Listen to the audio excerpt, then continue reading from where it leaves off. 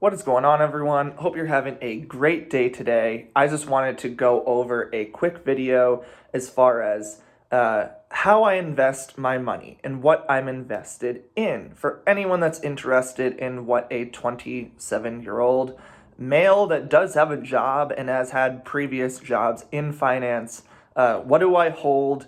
How many different accounts do I have? That kind of thing. How I invest my money. So let's get right into the video. First, please subscribe if you've already watched in the first 30 seconds here. Please do consider subscribing and leave me a comment about what you think. I'm also going to drop in the box below. I'm going to list out all of my specific investments that I hold for ETFs and individual stocks. So let's get right into it, like I said. To start out, I am a millennial. I'm 27 years old, just turned 27 1 month ago, so I'm fresh off the 27 boat, and I invest like a millennial too. I'm old school, but I also have a mix of millennial tendencies. So with that, I have two bank accounts. One of them is a physical brick and mortar bank that I can go visit. I can go get a mortgage from them. I can go talk to someone. And that's really important to me. That's a really old school, kind of old person way of thinking, but that's just what I like. That is a checking and a savings account. The savings account was a high interest. So like at one point, like 2 years ago, it had like 2% interest, and that was really great. That's a risk-free, like going to get 2%, that I couldn't get on the market, in a money market or anywhere else. So that's one bank that I have, and that's also what I use for cash flow. I use that brick and mortar bank account to pay my bills every month. So any expenses that I have, everything gets taken out of that account. And I also have one online account. And that online account is where I get all my paychecks sent to. That is where I invest my money. Like, that's the money that I use to invest, and that takes nothing away from the cash flow side of it. So any money that I use to pay my bills every month has nothing to do with the account that I use to save and invest, basically. So I make, transfers and whatever to, fund the cash flow one. This is what I like to do. I have two credit cards. I have two credit cards because I think that it's important, one, to build multiple sources of credit, because I do pay my bills in full on time every single month, without a doubt, ever since I've gotten a credit card back in 2014. I think it was April or May 2014. So I've had credit cards for about 7 years now. Again, I'm only 27, so I've had them since I was 20.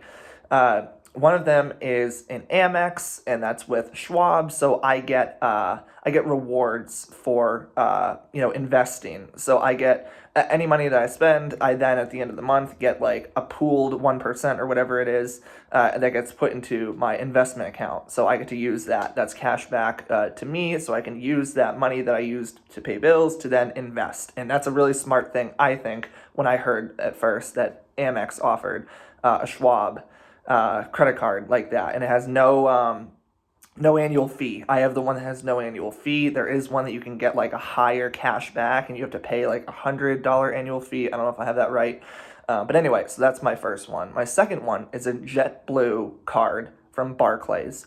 It actually used to be an Amex.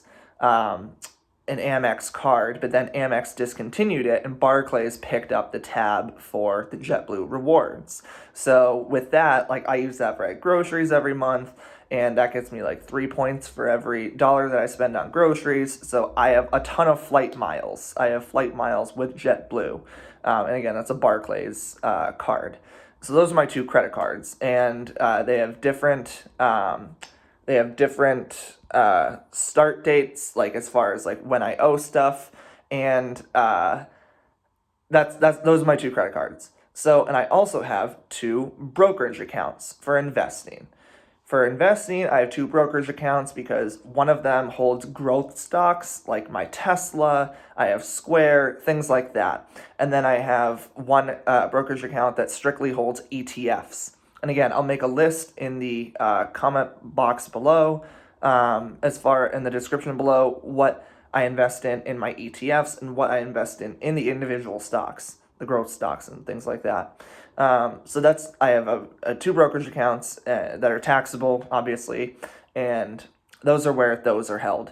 And then I also have a 401k with my current employer, so I am enrolled in a retirement program with them. And with that, I do have, on top of the two brokerage accounts that I have taxable, I have two retirement accounts too. And with that, I have one traditional IRA, which includes past 401k rollovers. So I have two of those. When I used to work for a retailer and then a municipal government, I put those retirement funds, those pre-tax retirement savings into this one traditional IRA. So it holds basically anything that I rolled over in this one traditional IRA. And then my second retirement account is a Roth IRA that I contribute to. I contribute post-tax dollars to it, and I invest in things like value stocks and like dividend stocks, basically. Strictly dividend stocks, actually. So that's an interesting thing. And if you want to, comment below, and I'll include the list of the dividend stocks that I've bought into as well. And then I also have an HSA because I have a high deductible healthcare plan. But an HSA, not only is it for medical expenses, but it's also for it's considered a retirement account too. You could use it in retirement, medical expenses or not. So anyway, I don't own a car. I do not own a car. I used to, and I found it to be really not valuable. I don't think it was valuable at all to own a used car. I owned a certified pre-owned car, and it was a poor money decision. I needed that car at the time. I was desperate for it, a newer car than what I was driving, because when I was driving, the wheels were about to fall off, and yeah.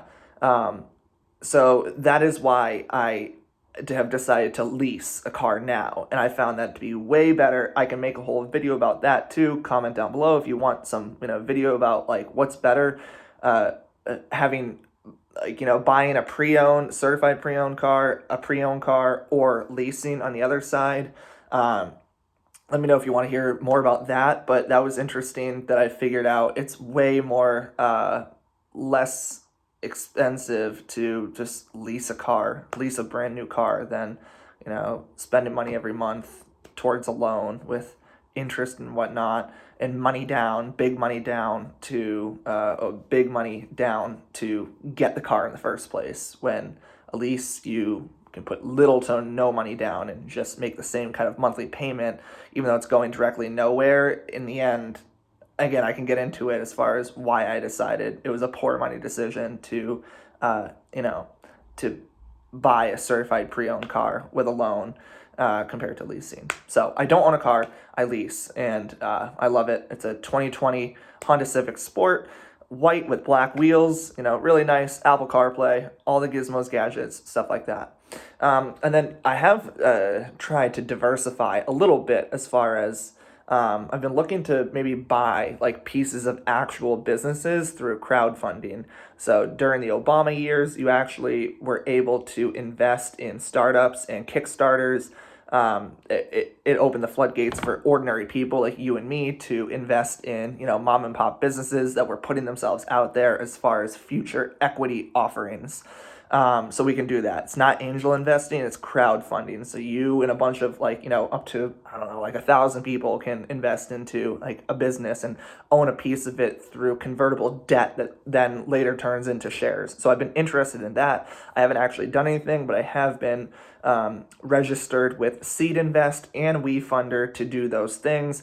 I've also looked at buying individual businesses all on my own through Biz Buy Sell. Love that website. I live in Massachusetts, and a lot of businesses list there to sell. If mom and dad are selling the business, they put it on Biz Buy Sell, and someone like me or someone a lot older than me and has more experience that can go on and buy that business from mom and pop. So anyway, that's how I invest my money. Again, I will link below, or I'll list below what I invest in for ETFs and what I invest in for individual stocks. If you want to know more about the dividend stocks or the car thing, let me know and do comment. And yeah, thanks for watching.